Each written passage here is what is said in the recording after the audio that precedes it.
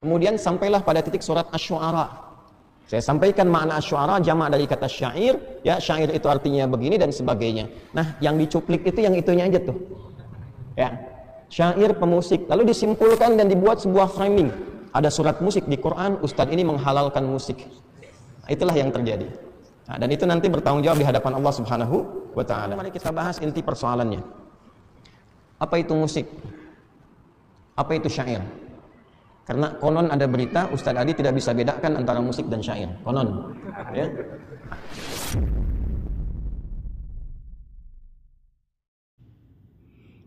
Assalamualaikum ikhwan fillah. Pada video kali ini kita insya Allah akan membahas tentang video klarifikasi Ustadz Adi Hidayat yang viral karena menyebut surah Asy-Syu'ara adalah surah pemusik.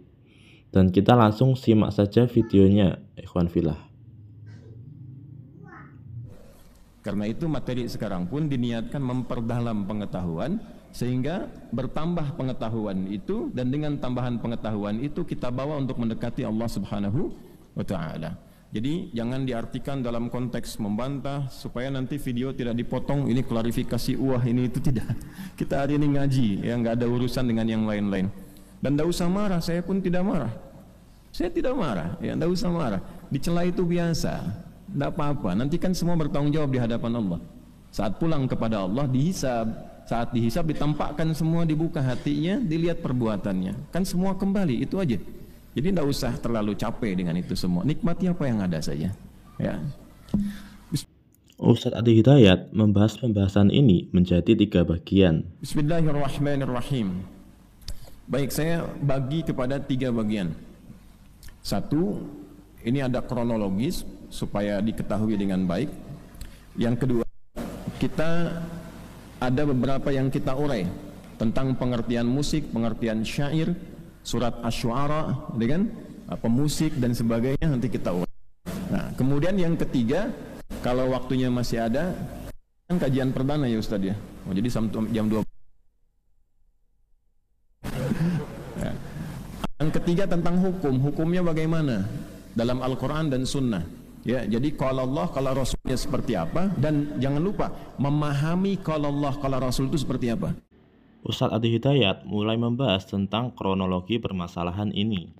Maka saya sampaikan kemudian pendapat-pendapat ulama terkait dengan hukum musik itu pada 3 aspek utama. Ada yang mengharamkan mutlak, ada yang menghalalkan mutlak, ada yang menghalalkan dengan catatan. Saya uraikan secara singkat karena waktunya terbatas. Yang mengharamkan ini dalilnya, ini turunannya. Yang membolehkan seperti ini, yang mutlak itu langsung saya tolak, ini abaikan saja. Yang membolehkan dengan catatan begini, begini, begini. Kemudian didialogkan, ya. Yang satu saya turunkan ini yang surat Luqman ayat 6. Kemudian sampailah pada titik surat Asy-Syu'ara. Saya sampaikan makna Asy-Syu'ara jamak dari kata syair, ya syair itu artinya begini dan sebagainya. Ustadz Adi Hidayat juga mengatakan ada orang yang mengframing dirinya menghalalkan musik. Nah, yang dicuplik itu yang itunya aja tuh. Ya. Syair pemusik, lalu disimpulkan dan dibuat sebuah framing. Ada surat musik di Quran, ustadz ini menghalalkan musik. Nah, itulah yang terjadi. Nah, dan itu nanti bertanggung jawab di hadapan Allah Subhanahu wa taala. Kapan saya mengatakan saya menghalalkan musik? Dan sejak kapan saya mengatakan saya mengharamkan musik? Sikap saya jelas, saya menjauhi musik, saya tidak suka musik. Hanya pendapat ulama seperti ini. Jelas sampai sini? Nah, jadi kalau ada yang motong-motong, ada yang mencela dan sebagainya, itu semua bertanggung jawab di hadapan Allah. Dan tidak usah terlalu capek, jangan saling membantah, lelah nanti seperti itu. Habis waktunya, lupa anak belum mandi, ya, lupa kemudian kita harus menata yang lain-lain. Jelas sampai sini? Nah, benar kata Ustadz Adi Hidayat ikhwan fillah. Kita jangan menghabiskan waktu kita saling berbantah-bantahan dalam perkara khilafiyah. Bahkan ada orang yang mengatakan Ustadz Adi Hidayat ini tidak tahu bedanya antara musik dan syair. Nah, sekarang mari kita bahas inti persoalannya. Apa itu musik? Apa itu syair? Karena konon ada berita Ustadz Adi tidak bisa bedakan antara musik dan syair. Konon. Ya. Nah, sekarang kita bedah dulu apa itu musik, apa itu syair, apa itu Asy-Syu'ara, dengan bagaimana pandangan ulama di dalamnya dan seterusnya. Alhamdulillah khusus hari ini saya bawa cuma 2 kitab saja, ya. Ada banyak kitab terkait itu, tapi nanti repot dan keadaannya tidak kondusif. Baik, kita mulai. Pertama, saya akan izin berdiri untuk menguraikan supaya lebih mudah kita bisa pahami dengan baik. Bismillah. Alhamdulillah. Ustadz Adi Hidayat menjelaskan bahwa kata musik itu dari bahasa Yunani dan itu belum ada di zaman Nabi. Kata musik pertama itu bukan bahasa Arab. Saya ulangi, kata musik bukan bahasa Arab. Jelas? Kata musik itu dari bahasa Yunani asalnya. Yunani. Ya. Dari kata musika. Ya. Kata musika ini dalam mitos Yunani diambil dari kata muse. Artinya dewi seni. Dewi seni. Jadi Zeus itu dikisahkan dalam mitologi. Mitologi itu mitos. Ya. Bukan yang di online. Zeus online itu bukan ya. Zeus dalam mitologi Yunani itu punya 9 putri.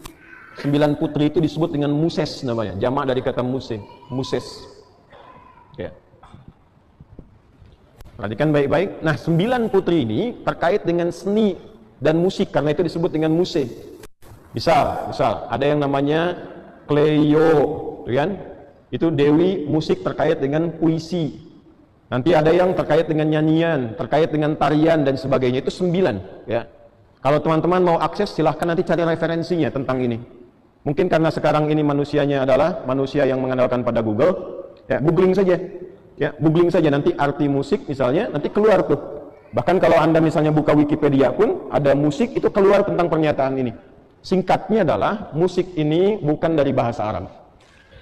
Karena itu di era Nabi SAW, bahkan sebelum era Nabi, di masa jahiliyah sebelum Nabi lahir, kata ini tidak dikenal. Sekali lagi, kata ini tidak dikenal karena ini bukan bahasa Arab asli. Kita tuh kenal kata musik baru kekinian aja di abad-abad ketika Yunani itu banyak diterjemahkan, baik filsafatnya dan seterusnya, terutama nanti ketika berdiri perpustakaan besar Baitul Hikam. Ya, Abu Ja'far Al-Mansur nanti ya diantaranya itu membuat satu gerakan banyak penerjemahan, maka dihimpun karya-karya Yunani. Dari situ kemudian muncul istilah-istilah datang dan mu'arabah atau musta'arabah, diarabkan, viral di Arab. Jadi ke era Nabi, ke era sebelum Nabi ini nggak dikenal. Baru kekinian kemudian didapatkan di abad-abad jauh setelah itu baru muncul kata ini. Jelas di sini? Nah, sekarang padanannya apa dalam bahasa Arab? Kalau ini tidak ada. Padanannya apa? Bagaimana tahu hukum musik kalau katanya aja nggak ada? Silahkan cari kata musik dengan kata musik kok begini di Al-Qur'an, satu kata aja, cari. Kalau Anda dapat, saya kasih hadiah haji setiap tahun. Karena tahu saya tidak akan ada. Silahkan cari sampai kiamat kurang 2 menit. Ya, kurang 2 menit lah, 2 hari kan udah banyak tuh. Ya. Tidak akan ditemukan karena memang tidak ada kata ini dalam bahasa Arab di era itu, tidak ada, tidak ditemukan. Cari dalam hadis, nggak akan ketemu. Tidak akan ditemukan. Lalu apa padanan yang terkait dengan makna ini?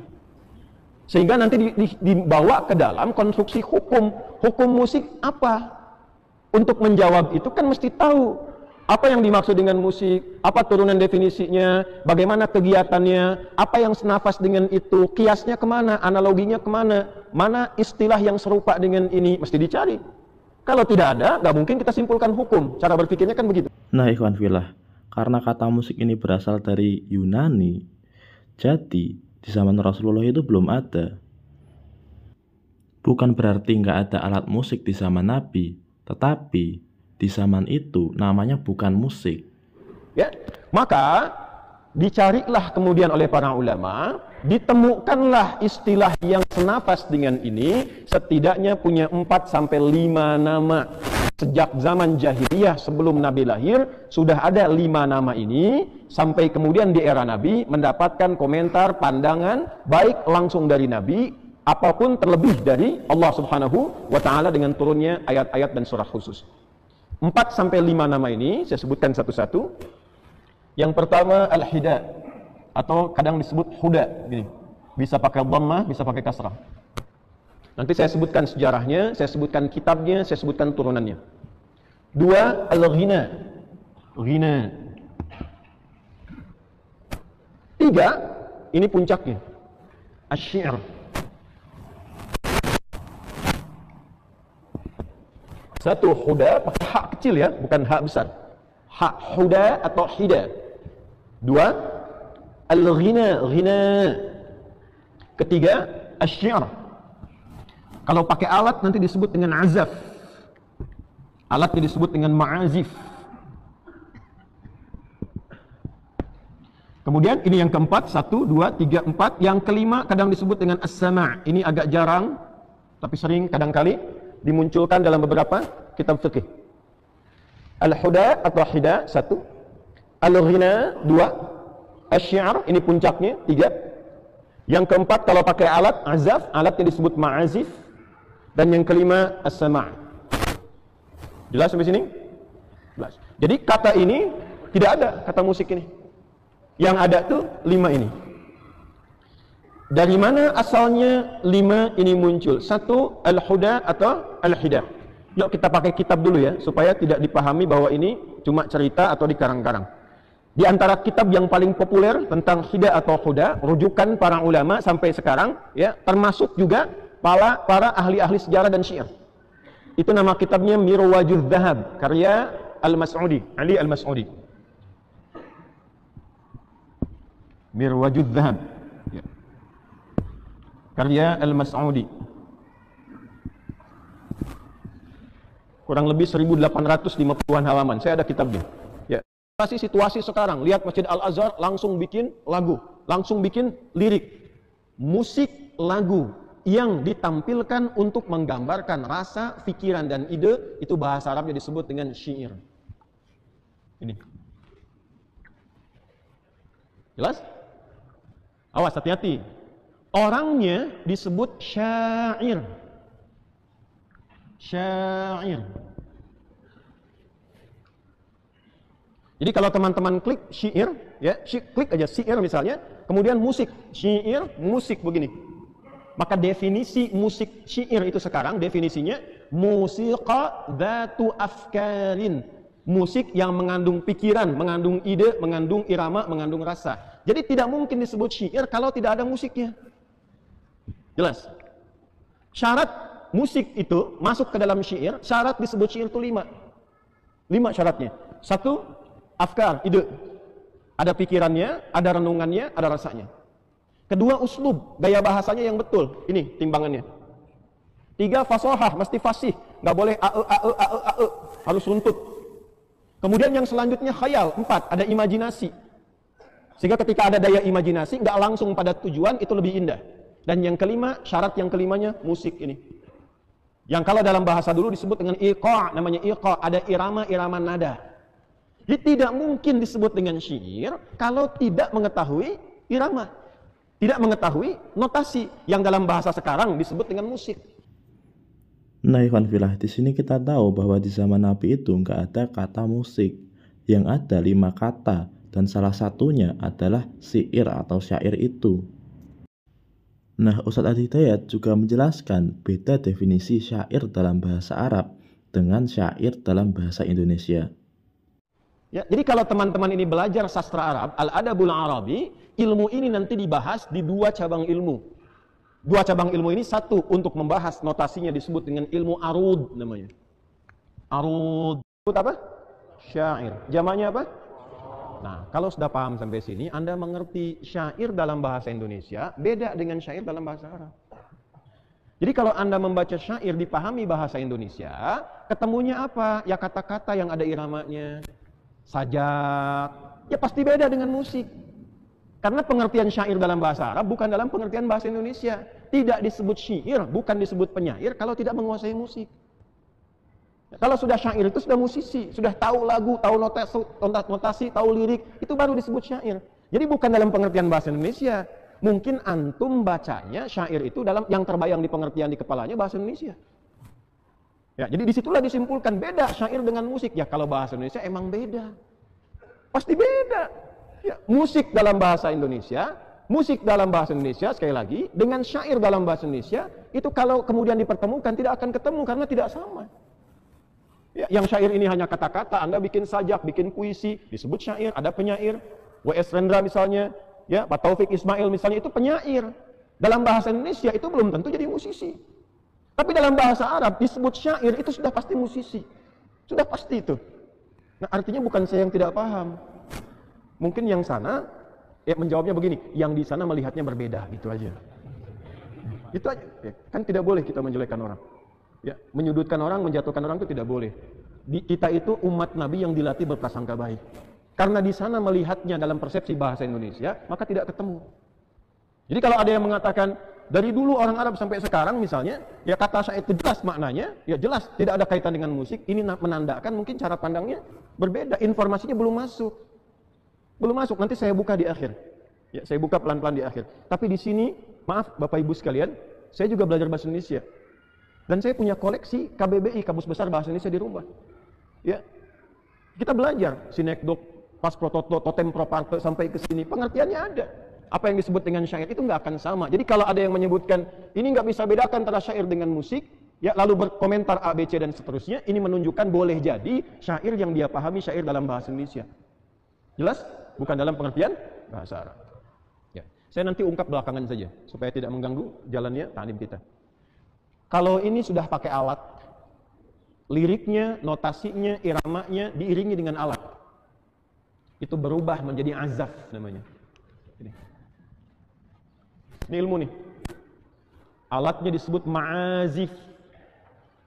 Ma'azif dari tunggalnya mi'zafah, jamaknya ma'azif. Nah, ikhwan fillah, itulah tadi kemudian penjelasan dari Ustadz Adi Hidayat tentang definisi musik dan syair.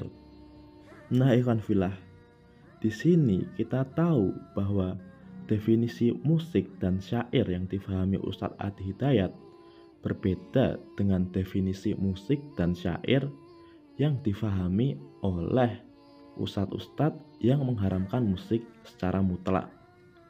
Dan kita lihat sikap Ustadz Adi Hidayat tadi benar-benar sangat menghormati pendapat mereka.